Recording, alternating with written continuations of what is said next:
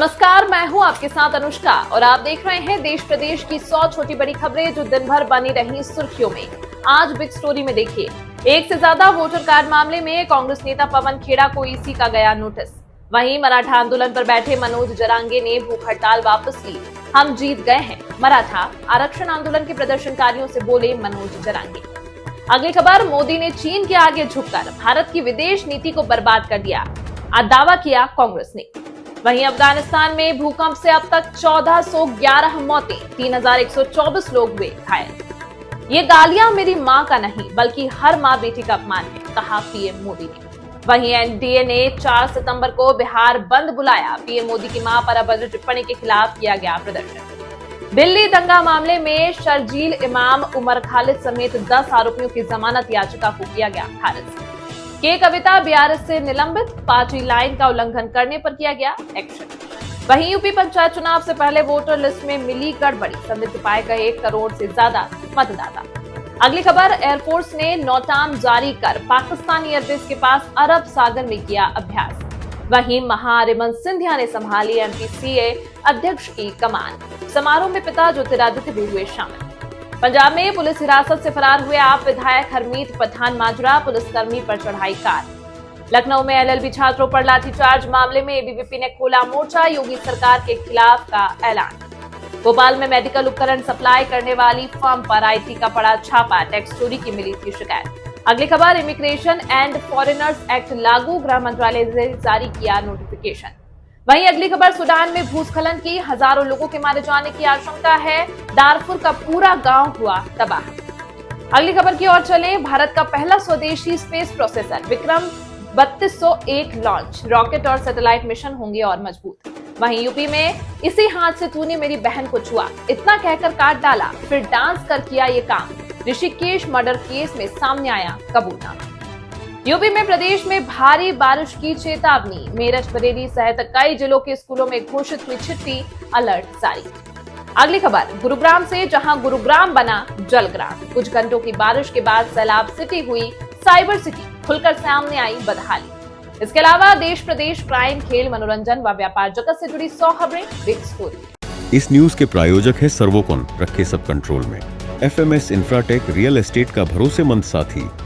सर्वोस्टेप for strong tomorrow और Ayaz perfumes.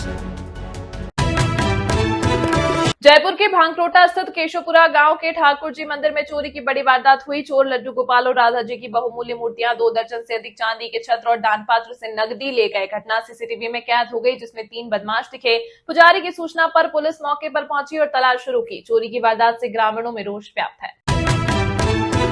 Bihar सरकार ने राज्य के बच्चों को तकनीकी रूप से मजबूत बनाने के लिए एक बड़ी पहल शुरू की। अब सरकारी स्कूल के बच्चों को भी वह शिक्षा मिलेगी जो आज के दौर में सबसे ज्यादा जरूरी है, आर्टिफिशियल इंटेलिजेंस यानी कि एआई और डिजिटल स्किल्स। मुख्यमंत्री नीतीश कुमार की सरकार चाहती है कि बिहार के बच्चे भी देश दुनिया के तकनीकी बदलावों के साथ कदम से कदम मिलाकर चले। राज्य के कक्षा 6वीं से लेकर 12वीं तक के 1 करोड़ से ज्यादा स्टूडेंट्स को इस नई योजना का फायदा मिलेगा। शिक्षा विभाग ने इसकी पूरी तैयारी कर ली है और जल्द ही एक एजेंसी के साथ करार कर यह योजना जमीनी लेवल पर शुरू की जाएगी। ऐसे में चलिए जानते हैं कि नीतीश सरकार ने कौन सी तैयारी शुरू की है जिससे बिहार के बच्चे बचपन से ही स्मार्ट हो जाएंगे। नीतीश सरकार की नई योजना के तहत बच्चों को एडोबी कंपनी के डिजिटल एजुकेशन प्रोग्राम के जरिए एआई की पढ़ाई करवाई जाएगी। साथ ही उन्हें कंप्यूटर से जुड़ी अन्य जरूरी तकनीकी जानकारियां भी दी जाएंगी। इसका मकसद सिर्फ किताबों तक सीमित नहीं है, बल्कि बच्चों को एक ऐसा ज्ञान देना है जिससे उनका फ्यूचर ब्राइट हो सके। शिक्षा विभाग का लक्ष्य है कि साल 2025-26 से कुछ चुने हुए स्कूलों में यह पढ़ाई शुरू कर दी जाए। फिर अगले साल 2026-27 में पूरे राज्य के सभी मिडिल और हायर सेकेंडरी स्कूल में एआई और डिजिटल शिक्षा शुरू कर दी जाए। दिल्ली में बाढ़ का खतरा मंगलवार को और गहरा गया जब यमुना नदी यमुना बाजार में अपने तटबंधों को तोड़कर रहायशी कॉलोनियों में घुसने लगी और लोगों को राहत शिविरों में जाने के लिए मजबूर होना पड़ा। सुबह 6 बजे नदी का जलस्तर 205.68 मीटर दर्ज किया गया, जो खतरे के निशान से 3 मीटर से ऊपर है। अधिकारियों ने चेतावनी दी कि शाम 5 बजे तक जलस्तर बढ़कर 206.50 मीटर के आसपास पहुंच सकता है। हरियाणा के हथिनीकुंड बैराज से हर घंटे बारिश मात्रा में पानी छोड़ा जा रहा है, जिससे राजधानी के निचले इलाकों में बाढ़ का खतरा बढ़ गया। अधिकारियों ने उन्होंने बताया कि इन संवेदनशील इलाकों के लिए अलर्ट जारी कर दिया गया है। शाहदरा के जिला मजिस्ट्रेट ने घोषणा की कि यमुना में बढ़ते जल स्तर के कारण लोहा पुल पर यातायात और सार्वजनिक आवाजाही मंगलवार शाम 5 बजे से बंद कर दी जाएगी। इसी बीच मौसम विभाग ने मंगलवार को दिल्ली में बादल छाए रहने और मध्यम बारिश की संभावना जताई। अधिकतम तापमान 31 डिग्री सेल्सियस के आसपास रहने की उम्मीद है, जबकि न्यूनतम तापमान 22 डिग्री सेल्सियस रहने की संभावना है। कहीं घर ढहे, कहीं मवेशी बह गए, गांव के गांव जलमग्न हो गए। पंजाब में आई भयानक बाढ़ ने पूरे राज्य को हिला दिया। पिछले 1 महीने से ये पूरा प्रदेश भीषण बाढ़ और संकट से जूझ रहा है। 1 अगस्त से अब तक बाढ़ के कारण राज्य में 30 लोगों की मौत हो चुकी है और करीब 2.56 लाख से ज्यादा लोग प्रभावित हुए हैं। राज्य सरकार ने इसे दशकों की सबसे गंभीर प्राकृतिक आपदा करार दिया। सूबे में सतलुज, ब्यास और रावी नदियों के उफान के साथ मौसमी नालों में बड़े जलस्तर से कई जिलों में भारी तबाही मची। यह बाढ़ पिछले 40 सालों में सबसे खराब बताई जा रही है। अमेरिका की ओर ये लगाया गया 50% टैरिफ प्रभावी हो चुका है। टैरिफ का कपड़ा उद्योग पर कितना असर पड़ेगा, इसकी जानकारी संगठन ने खुद ही दी।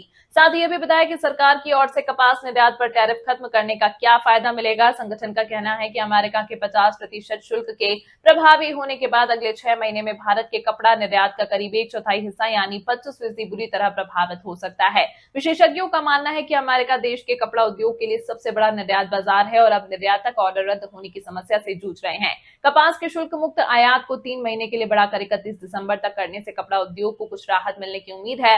इस कदम से सरकार का प्रयास अपनी निर्यात रणनीति को पुनः तैयार करके और भारत की मौजूदा मुक्त व्यापार समझौतों FTA का लाभ उठाकर अमेरिका के अलावा अन्य वैकल्पिक गंतव्यों की तलाश करके उच्च शुल्क के प्रभाव को कम करना है। मराठा आरक्षण को लेकर मुंबई के आजाद मैदान में आंदोलन खत्म। सरकार से बातचीत के बाद मनोज जरांगे ने 5वें दिन जूस पीकर भूख हड़ताल तोड़ा।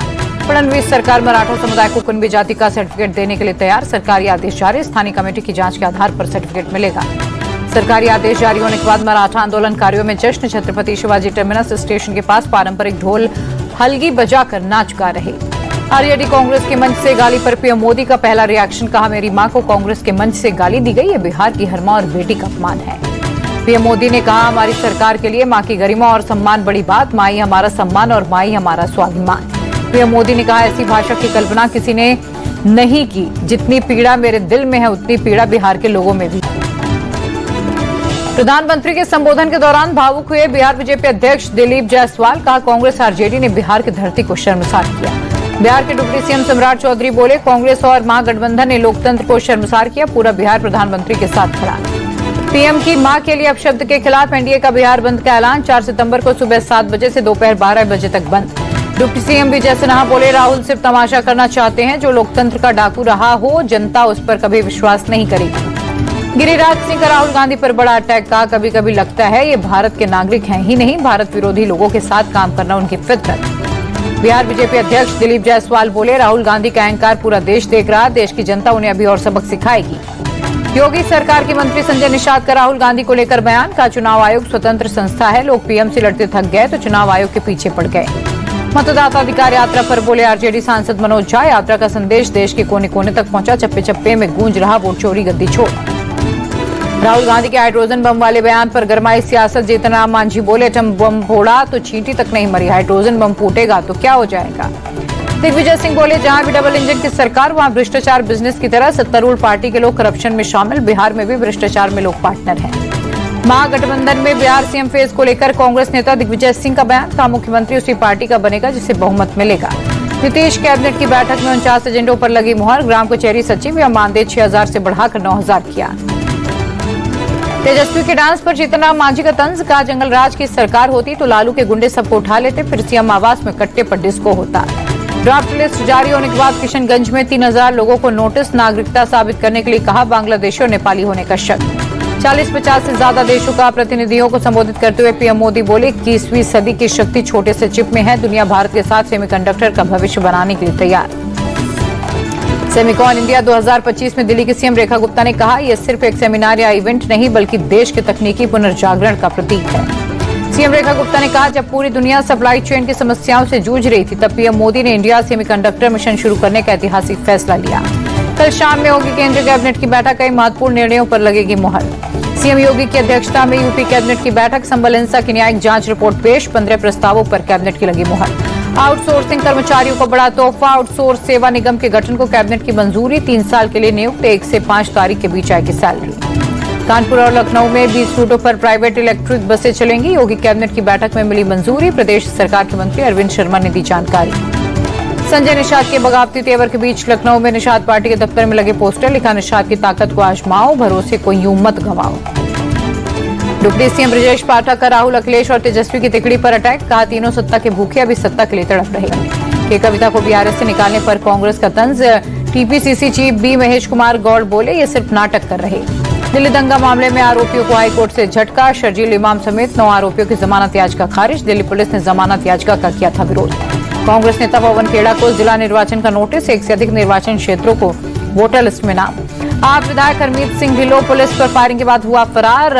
फायरिंग में पंजाब पुलिस का एक जवान हुआ जख्मी।